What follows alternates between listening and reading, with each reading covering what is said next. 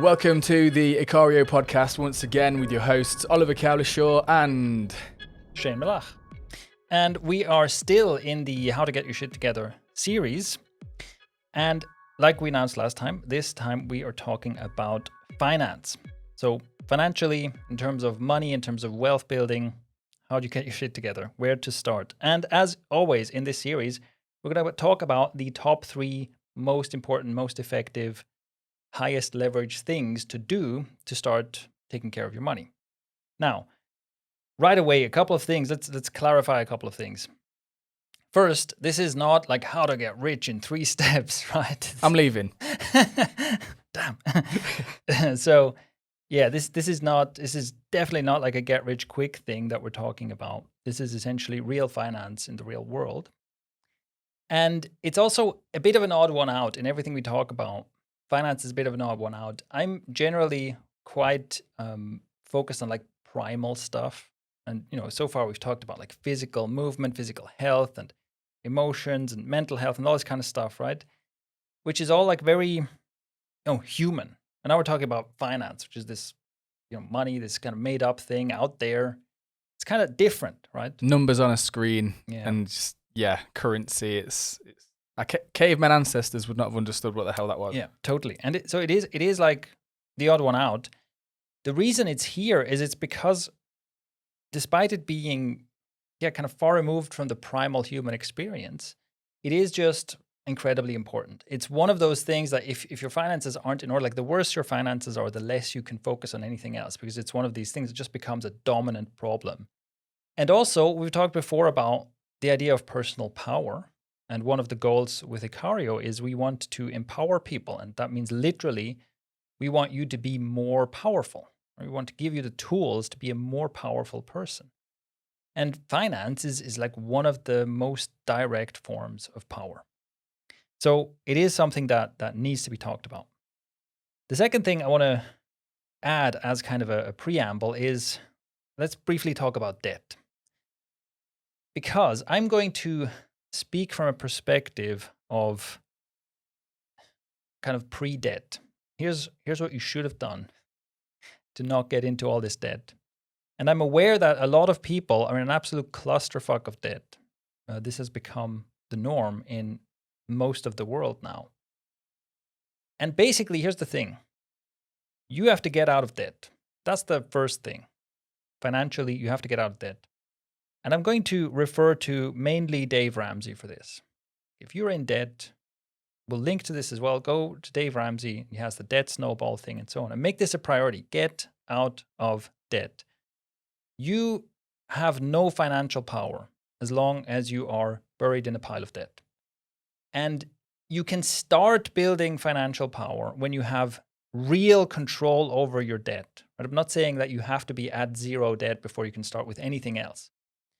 But like I called it a clusterfuck of debt because most people kind of accrue debt all over the place. They don't know exactly how much debt they have in total. They don't know what the interest rates on different debts are, and they're paying off one card with another card and all this kind of stuff, right?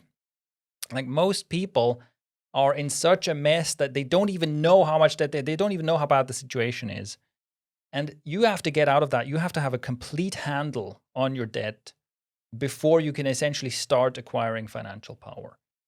And this is, like I said, we could do an entire episode about this, but I think Dave Ramsey is the person to go to for this.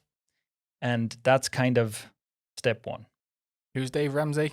Dave Ramsey is this guy who talks about finance. I'm assuming he knows what he's talking about. He very much knows what he's talking about.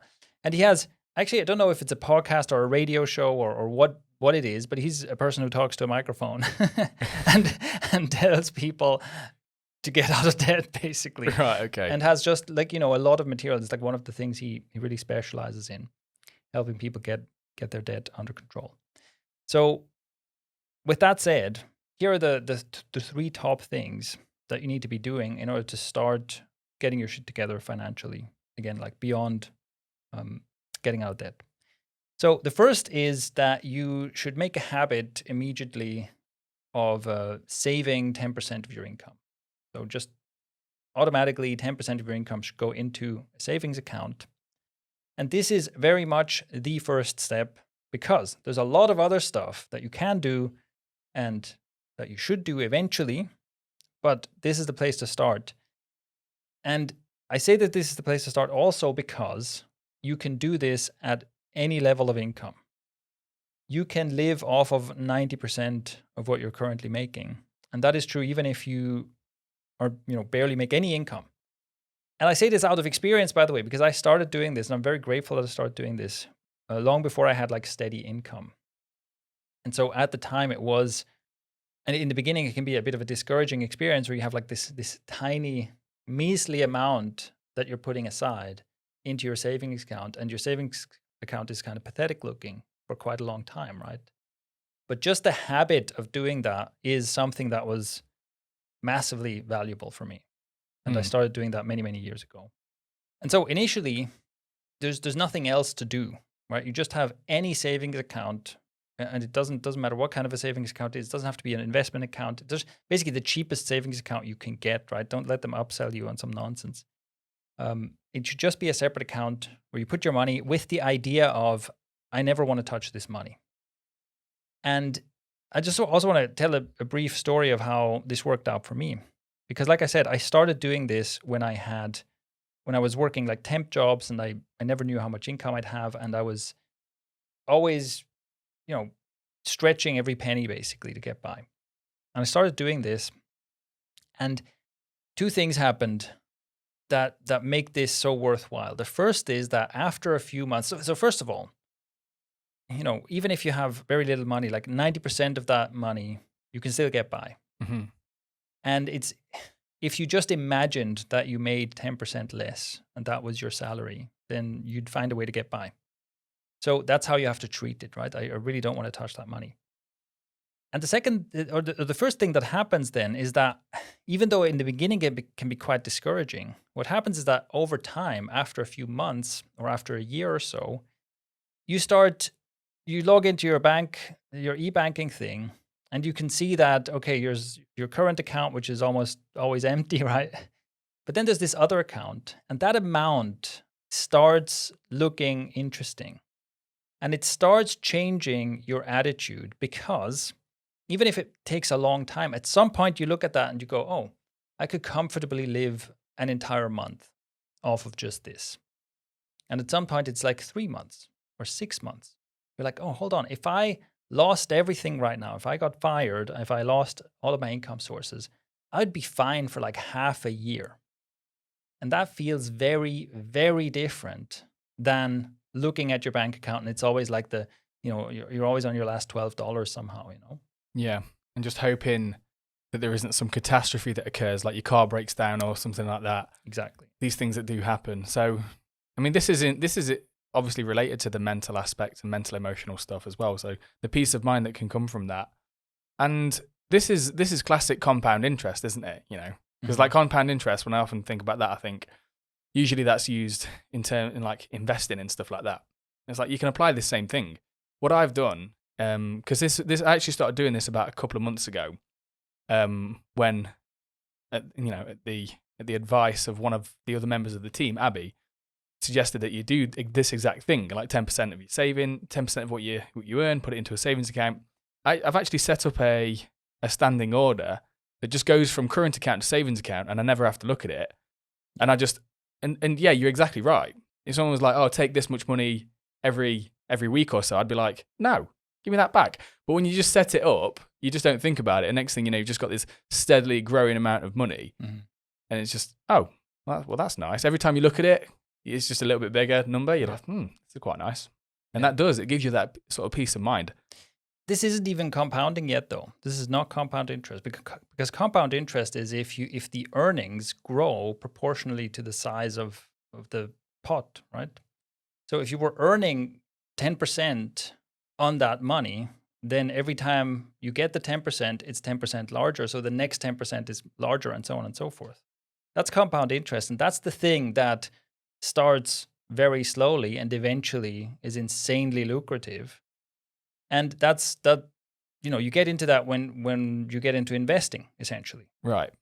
But it's good that you mentioned that, because like even without the compounding effect, just the automatic saving already does this, already gives you that peace of mind. And the more automatic it is, the better. Yeah. But also actually compound effect, the compound interest is one of the things, it's why you have to get out of debt, because you're paying interest on your debt and that compounds. And this is, you have to understand compound interest. And I should have talked about this before, but hey, amateur podcast.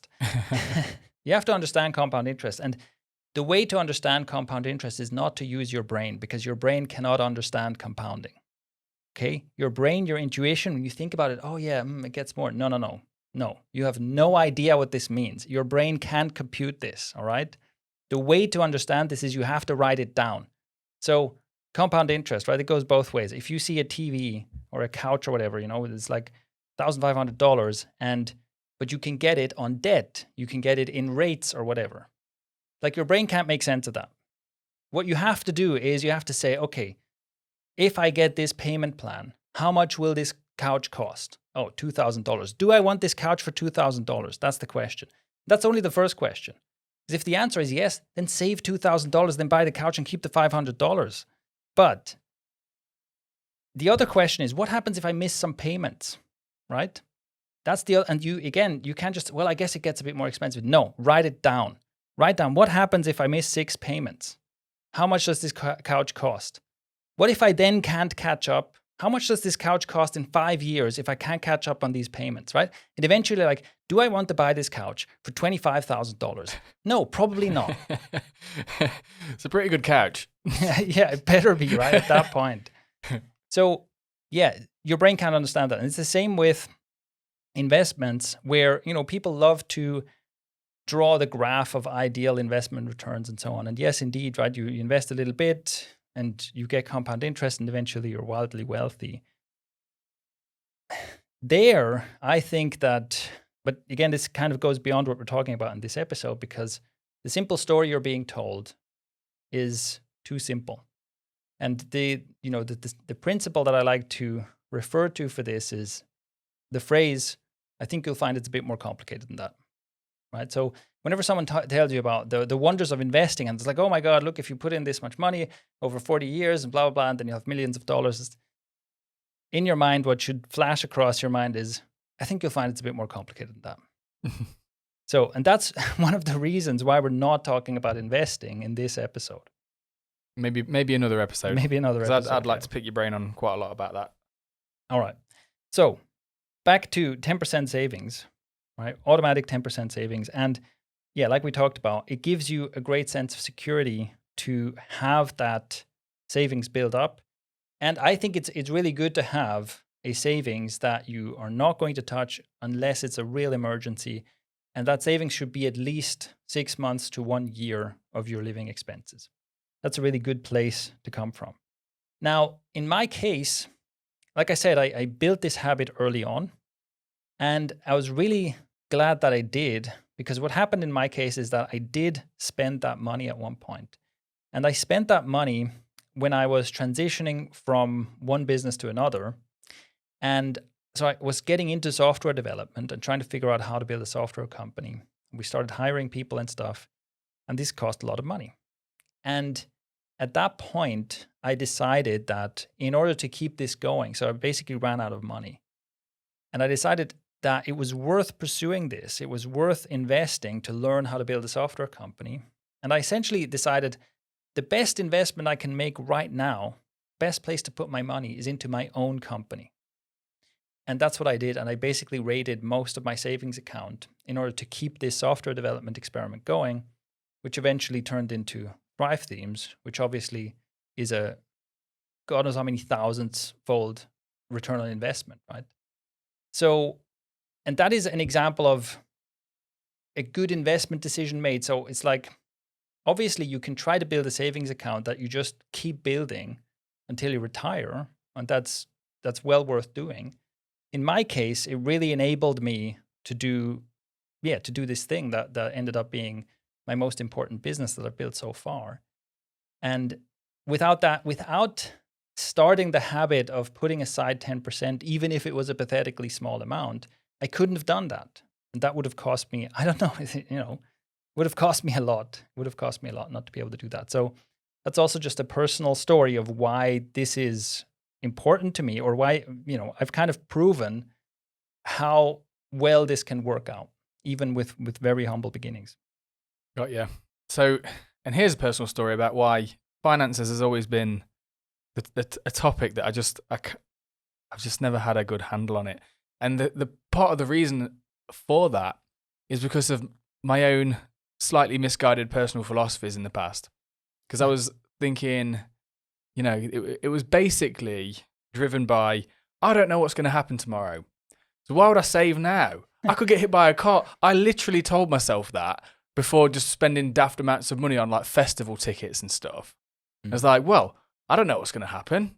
I wouldn't like to get hit by a car tomorrow and not spent this money. It's like, oh Jesus, it's like that. Even that kind of line of thinking is still not incompatible with just saving 10%. Exactly. So, which is why I really like this. It's like it's just so simple. It's just 10%. You're not breaking the bank. You're not going out ever. It's just it's just 10%. You won't even notice it's gone. Exactly. Yeah. Yeah, because you could have gotten those festival tickets anyway, right? You could have saved that 10% somewhere else and you could still go to the festival, so no problem. Exactly. All right. The second thing to do is manual expense tracking. So this is also something I've been doing for years and years, and it's quite interesting because when I started doing this, manual expense tracking was like the only option, whereas now it's pretty normal that your bank probably has some kind of an expense tracking feature, right? Where the money you spend with your card is automatically categorized and stuff like that. Like lots of banks have that as part of their base features. And also, this depends on what country you live in, but also there's all kinds of like apps and financial services and so on that also do this, right? It's like, hey, we pull together all the data from your banks and cards and so on, turn it into nice graphs and all that. And no doubt that can be useful. But what I recommend is to manually track your expenses. And I recommend using Toshiel for this. This is, and I'm sure there's other apps, but my favorite app for this is Toshiel, which we'll link to as well in the show notes. So what you do is, whenever you spend money, you enter that amount manually.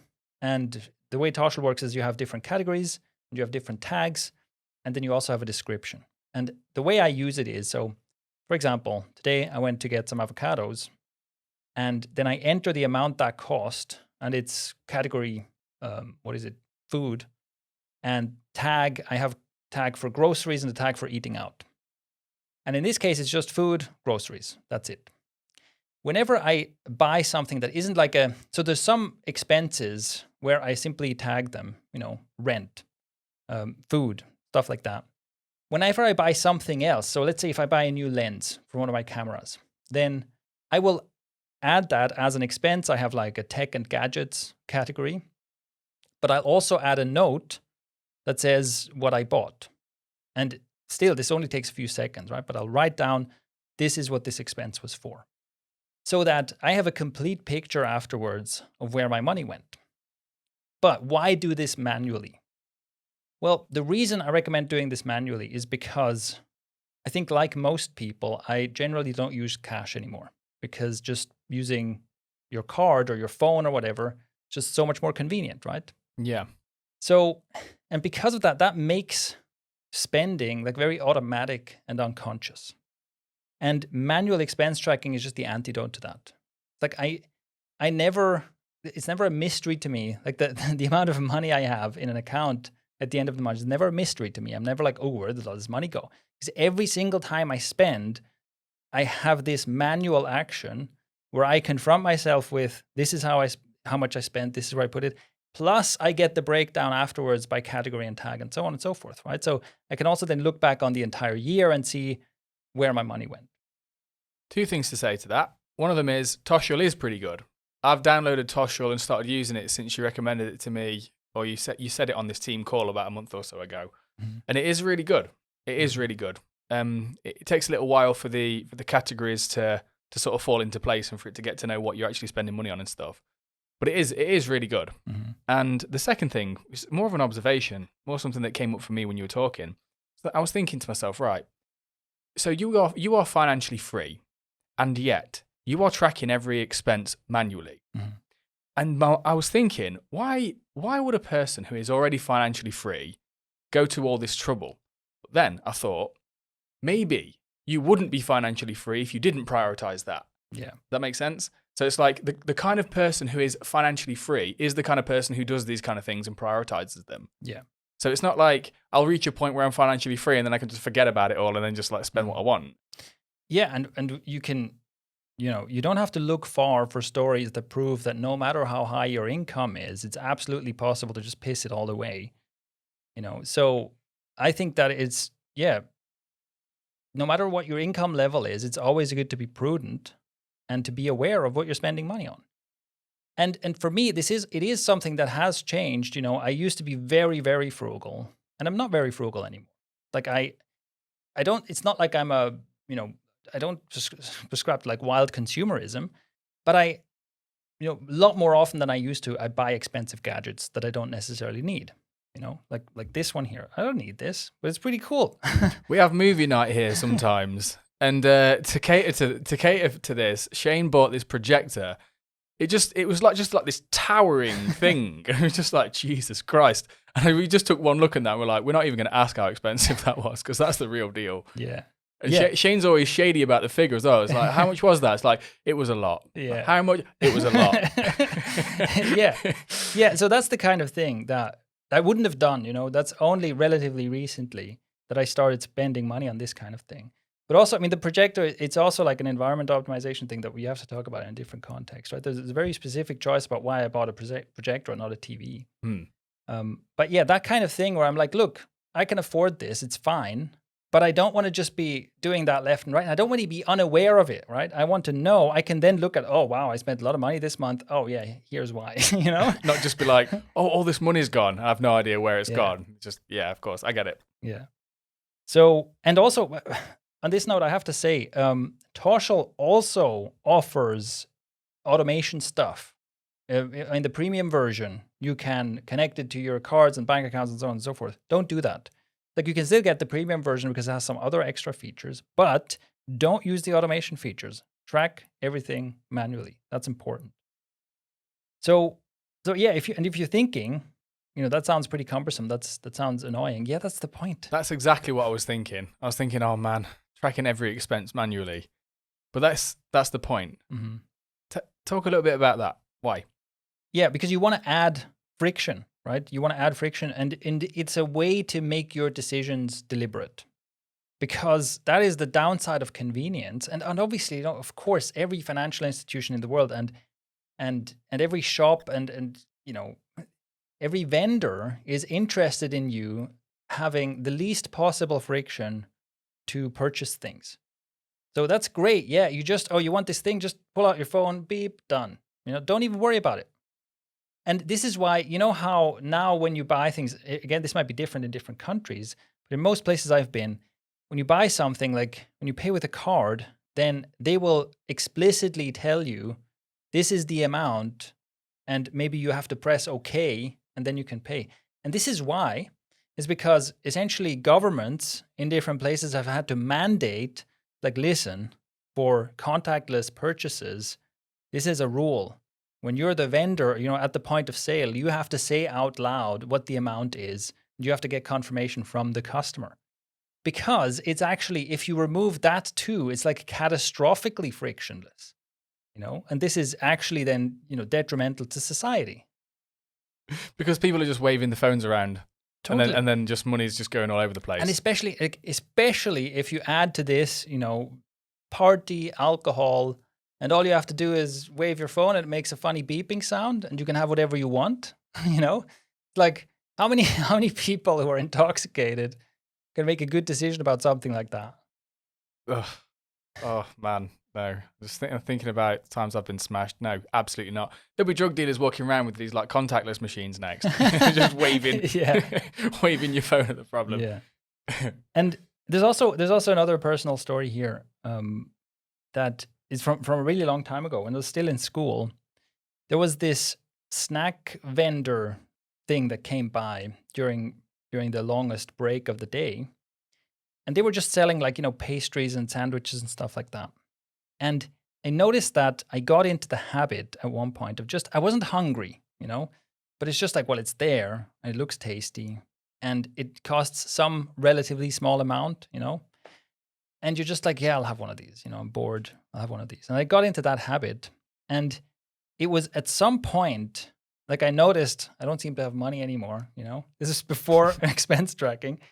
And somebody started paying attention to like, hold on, if this guy comes by every day, and if 4 out of 5 days I buy a thing and it costs this much, at the end of the month, how much have I spent? It's like, oh crap, that's a lot of money. I don't know the exact figures anymore, obviously, but basically it was like, if you look at how much money I had at the time versus how much that cost, that was a really bad deal.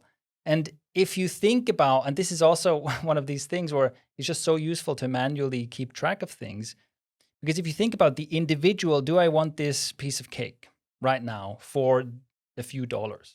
Yeah, that's a good trade.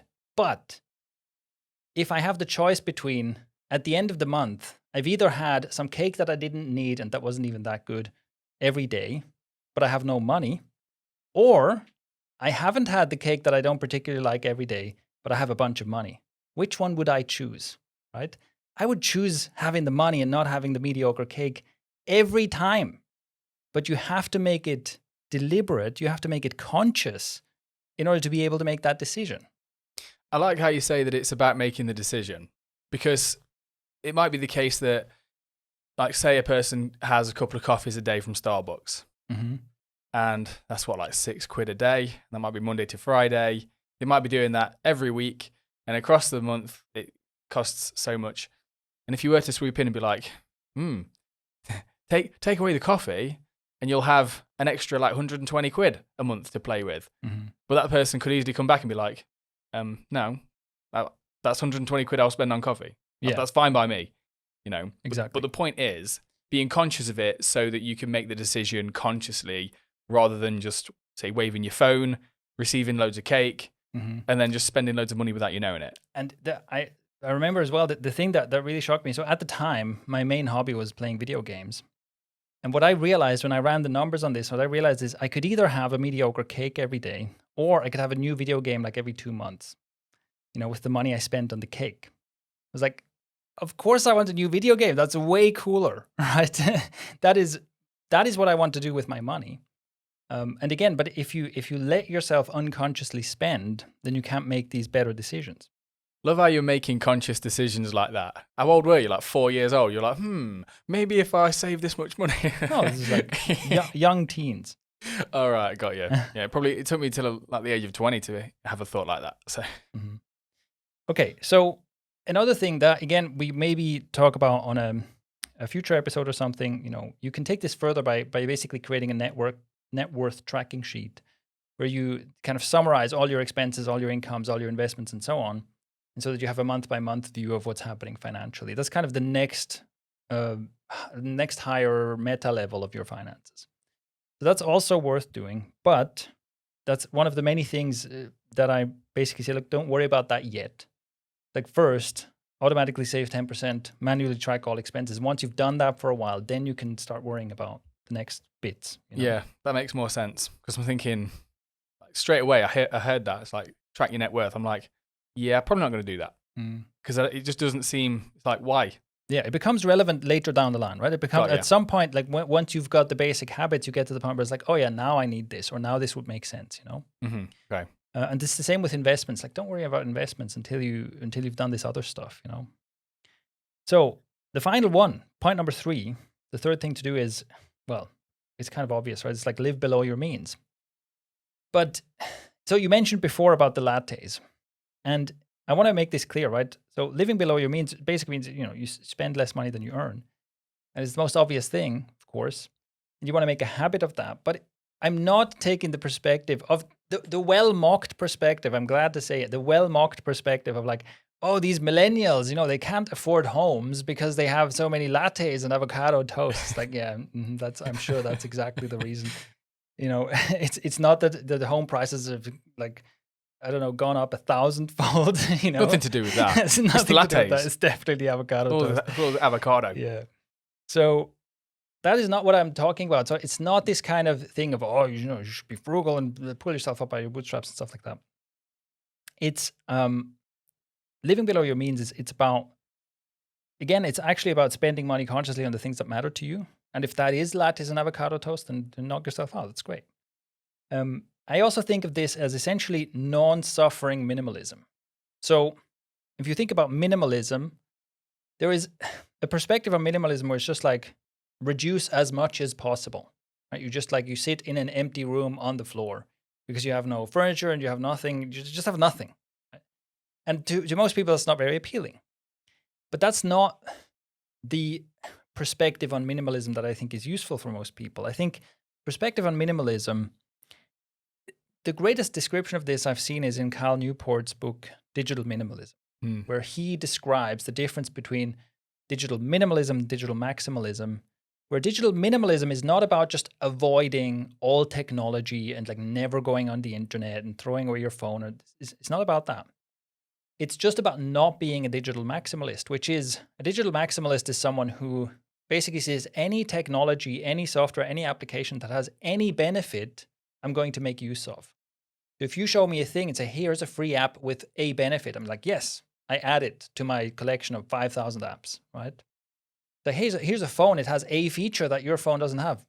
I'll give you money for this phone, right?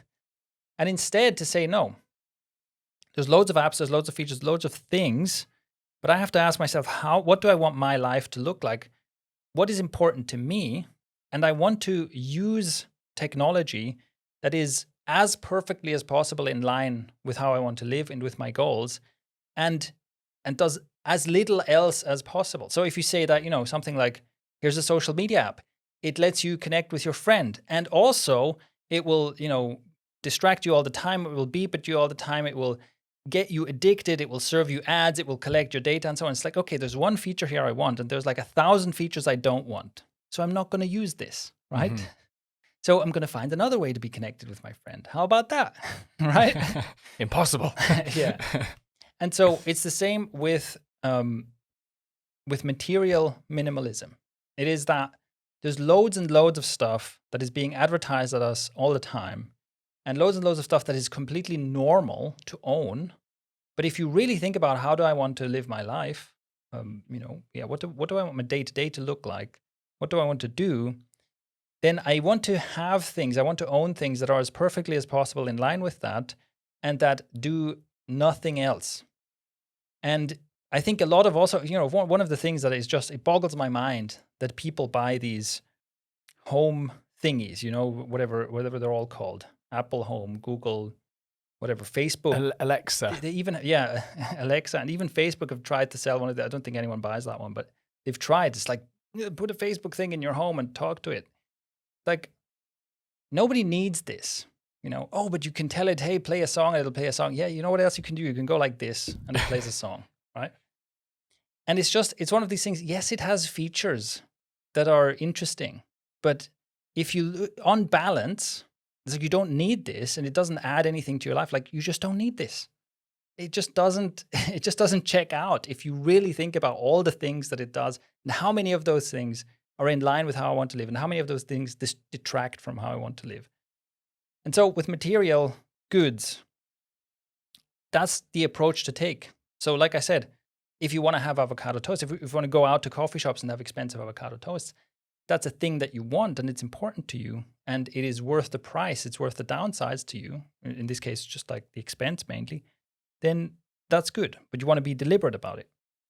And so it's basically just like being aware of all the consequences of what you purchase.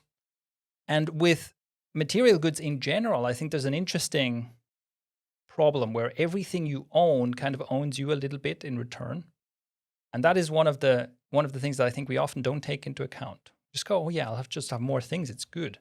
But like everything kind of, and I think people who declutter and get rid of a lot of stuff notice this effect. Like it kind of frees up your mind a little bit to have less stuff.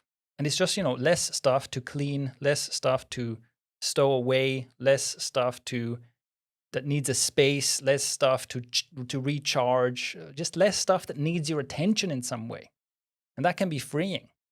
And that is one of the factors that I think is worth taking into account when you think about what do I need or what do I actually want to spend my money on. And as an example of this, like I have one of the places I lived in it's a bit extreme, but what I did there is I invested quite a lot of money into an office and studio space, and I invested virtually no money into anything else. Because for me, it's like, look, if I'm here, I'm here to work. And so my approach isn't I'm going to be as minimal and frugal as possible. I'm going to spend as little money as possible. It's like, no, I'm here to do this work. I'm going to spend a lot of money, if necessary, to make the perfect working space for myself. And everything else doesn't matter to me. I'm not going to spend money on a TV. I'm not going to spend money on a couch. I'm not going to spend money on all this other stuff that is not in line with the purpose that I have when I'm here. And that is the kind of frugal or the kind of minimalism that I suggest trying on. And that goes well with, or that's basically how you can quite easily live within your means or live below your means, because you can essentially say, instead of feeling like, because my income is low, everything in my life has to shrink, you go, if my income is low, the things that are least important to me shrink the most, and the things that are most important to me can be preserved. Okay, yeah. No, that makes a lot of sense. And the word intention, like intention, living an intentional life brings to mind. Mm-hmm. So that's the sort of core theme of minimalism, really, is that you don't have things in your life, whether it's possessions or even habits to a degree or whatever, that you haven't chosen. Yeah. And that's the kind of opposite approach of this radical sort of consumerism, where you just, without ever analyzing this value, you just seem to think that I need more stuff. I need the newest phone and all these things just because. And that's not even your idea. You never stopped for a moment in your entire life and decided that. Mm-hmm. And yet you behave as if you did. And that's an idea that was given to you. That was like one of these ideas that was just a seed that was sown from a young age, that more stuff equals better in a really vague kind of way. Yeah. and yeah, that's the idea. And this is how the living an intentional life thing and the minimalism and living below your means. It's like, well, what you spend your money on, things you buy and everything, it should ideally line up with a value, or a conscious decision, or a way you want to live, or something that benefits your life in some way. And all this stuff just sounds, me saying that just sounds absolutely obvious. But the fact is, it's not practiced by most people. And in part, it's because we like to think that we make rational buying decisions, but we don't. We don't. Generally, when we buy things, we buy a lot of things on impulse. And we buy even a lot of expensive things on kind of extended impulse. So, you see, like you say, a new phone, and it looks exciting. And you go, well, this is pretty expensive. So you don't like immediately buy it. It's not like walking by the snack aisle and just grabbing some stuff because it's appealing right now. That's like an instant impulse buy.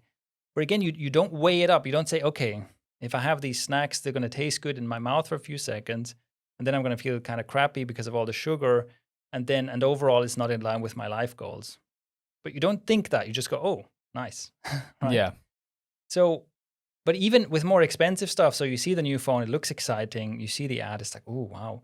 And then you see all the people talking about it, and you see the posters for it and whatever. You keep seeing the advertising, and then you go, it really is good. And you start convincing yourself, well, it does have this many megapixels in the camera or whatever. And like you say, in the end, it's not really a rational decision that you made. It's like, yes, this phone is going to upgrade my life quality in such a way and be downside free in such a way that it's worth what I'm spending on it. It's just kind of a drip feed of oh, look, don't you want this? And eventually, and it kind of feels good to buy things, right? It's, oh, I have a shiny new thing, unboxing, so nice. But that lasts like 5 minutes, maybe, right? And yeah, that's exactly it. It's one of those things that I think is quite interesting. It's actually difficult to live an intentional life, which, like you say, it sounds obvious. Make good decisions intentionally. Duh, right? Yeah. It's actually quite difficult to do that. Like human beings are not built to do that. It takes concentrated effort. Yeah. And as for the phone example, it is absolutely ridiculous. They're really scraping the barrel for new features to include. Yeah. It's like I've got like a Google Pixel something or another, and the only real addition to my previous phone I had before that is this weird like fingerprint scanner on the back, which basically means that if I ever committed a crime, whether by mistake or whatever, they've already got my fingerprints on file. And another reason why it's ridiculous is that like there's loads of these new features that involve you doing this like doing these finger gestures over your screen and stuff, and all of this stuff is just clearly unessential. But it's we need to justify selling a new model. So you know what you can do now? You can wave your thumb at it, and it does this weird thing. It's like, no, come on, no one's ever needed that. But yeah, and that's funny, like because also with lots and lots of features, it's when I see them advertised, I'm like, yeah, I hope there's a setting to deactivate this because the first thing you think. Yeah, that's. Let's be real, like a phone is a great device, but you gotta nerf it, right? You get the phone, it has all this crap on it that you don't want. It's super distracting. So you have to go into settings and be like, no, turn this off. No. And then uninstall.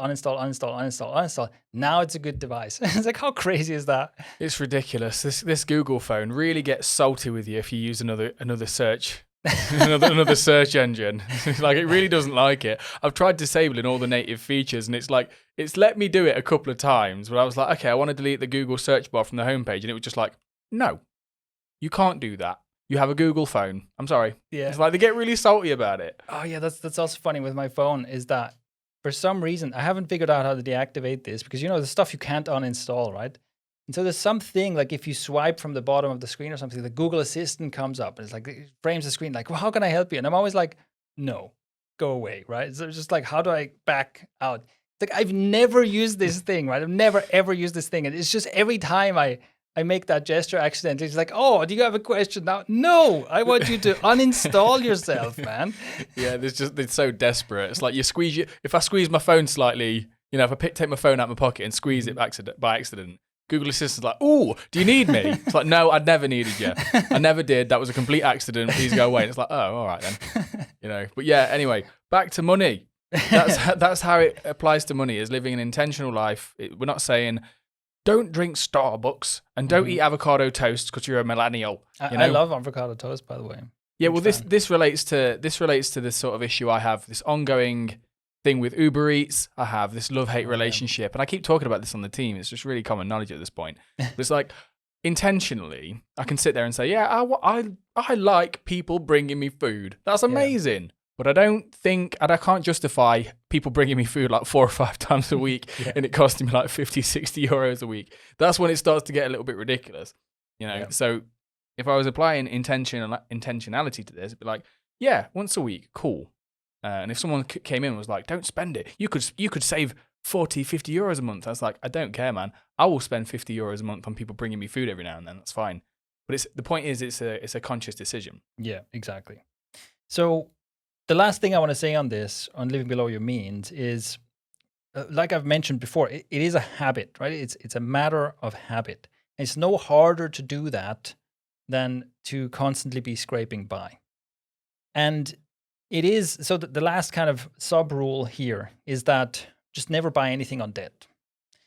And this is also a rule like once you're well into wealth building, once you can say with a straight face, I am building wealth, then you can start learning about debt and how you maybe can use it to your advantage.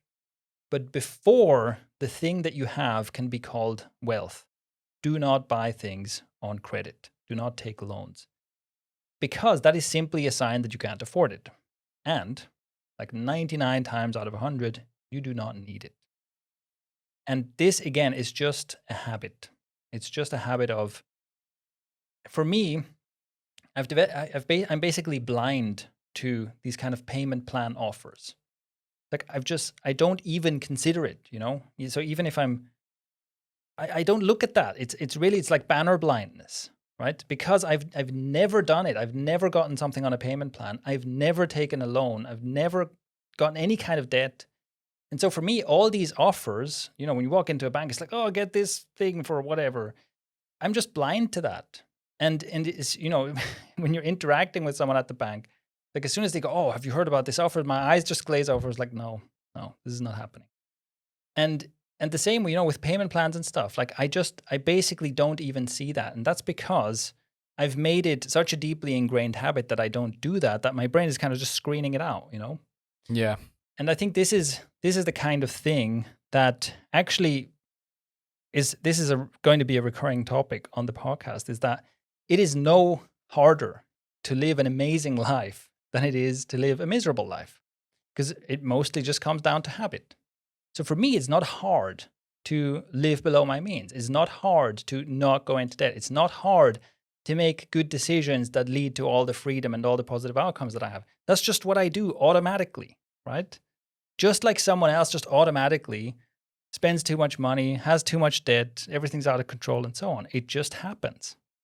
But for me, it seems like the hard thing for someone the hard thing is changing course for someone who has these deeply ingrained habits and ways of thinking, and this conditioning that says it makes perfect sense to buy a sofa on credit and spend and keep paying for it 3 years later. Like that's normal. Yeah. Like the difficulty that I can empathize with people is that there's just so much that people are taught that is normal. Yeah. That is not only not normal, it doesn't benefit them. It benefits people that you know, it benefits other people in a monetary sort of way. Yeah, it's good that you bring that up, because yes, to clarify, I'm not saying that it ought to be easy to get here, because changing your habits from one thing to another is difficult. But what I want to emphasize is that just as kind of easily and effortlessly as you're doing the things you're currently doing, I'm doing the things that I'm doing. But the things that I'm doing happen to afford me all this freedom and the life that I live, right? But so what I want to emphasize is that yes, changing your habits takes effort, but it's not like this endless struggle. It's like you have to do the effort to change, and then that's your new normal, and that's just how you live. And that's what I think it's important for people to keep that in mind, because initially, so when you go from overspending to living below your means, it feels difficult and it feels uncomfortable. But it's important to realize that not very long from now, if you keep doing this is just normal and you won't even think about it anymore. But you'll be building up wealth. Yeah, but the hardest bit is getting going. The hardest bit is changing these habits initially. But if you can get past that sort of friction zone, you eventually ingrain the habit and then things start to change. Exactly. Right. And again, this is why in this whole series, we've always emphasized like simplicity. And we're not going deep into all kinds of investment stuff or whatever. We're saying, look, the three things. So to reiterate, make a habit or automate saving 10% of your income, no matter what your income is. Track your expenses manually using Toshiel or some other app, but I recommend Toshiel. And make a habit of living below your income, or keeping your expenses well below your income. And you do that with this kind of intentional minimalism that we talked about. You make a habit of these three things that will completely change the course of your financial future, right? In a massively dramatic way. This makes such a huge difference. And it's just three things. Three things you can slowly implement, you can slowly do. None of these are difficult, right? None of these individual things are difficult to do. It takes a bit of time to get used to, but they're all easy. And this can completely transform your financial future. And you can start doing it now. You can start doing it. Start saving 10% now. You can download Toshiel right now and start tracking your expenses right now. Yeah. Practical. So that's it. That is the finance episode. You can find the show notes at icario.com/006. And of course, if you have questions or comments or things like that, let us know. Also, if there are things that we mentioned that you feel like, I want to learn more about this, or you have specific questions about it, and let us know, and that helps us determine what goes into future episodes as well. And if you've got fan mail, fan mail might be a bit ambitious at this point, but we've hired a fan mail sorter because we realise it's just going to be a monumental task to sort through all the letters from adoring fans. It's going to be like, love letter for Ollie, love letter for Ollie, love letter. Oh, it's constant. So it's going to take up so much of my time. I had to hire someone. Yeah, but we'll we'll deal with it. We'll manage it. We'll find a way. We all have our cross to bear. And yours is huge amounts of love letters. I mean, what can you do? Yeah, I know. It's a tough life. All right. That is it for this episode. Go to Icario.com, subscribe to the YouTube channel, do all the subscribing, click all the like buttons you can find. Promo. Yes. Buy things. I mean, from us specifically. Pay us money. Yeah. Because that helps us with our financial. Also, I'm not quite sure, like right now as we're recording this, we're not selling anything. But go to Icario.com and see if we're maybe selling something. By the time you're listening to this, maybe you can give us money. That would be cool. Bookmark it. And every 9:00 every day, check to see if we're selling something new. So basically, be frugal with your spending, except for this. On Icario.com, just go mental. Don't even think about it. Don't even think about it. Just wave the phone around, all the products. Yeah. And we've got your back.